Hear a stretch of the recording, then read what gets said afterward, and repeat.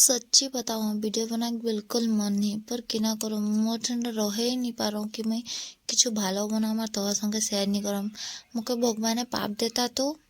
ओहेलाय मैं तोहर संगे शेयर कर तो हेलो जोहार नमस्कार मैं रिंकी और मोर संगे तोरा देखे या मा तो किचेने किछु नहीं भात गामर बरकी उठले तो मैं डाली देले एदिके तसला लेके गरम मसाला तेज पत्ता दे देला है प्याज दे के गटकुन चलाई लेला हूँ और ओकर बादे मिर्ची हरा मिर्ची लाल मिर्ची आलू दे दिले फिर चलाई दिले फटाफट फटाफट फिर गुंडा नून दे देगा है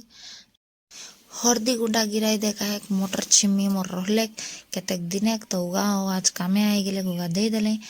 काजू दे दिले भांगी के और ओकर बाद किशमिश और टुकुन चलालो देखा लाल हो गेले ओकर बाद मैं दे दिले भात काहे दिले इटा पुलाव बने ना बिरयानी बने महू नहीं जानो पर जहाँ भी बने तो देखा मोर मोबाइल क्वालिटी बहुत चीप है कहले ऐसा कलर देखा है रियल है इटा बहुत किना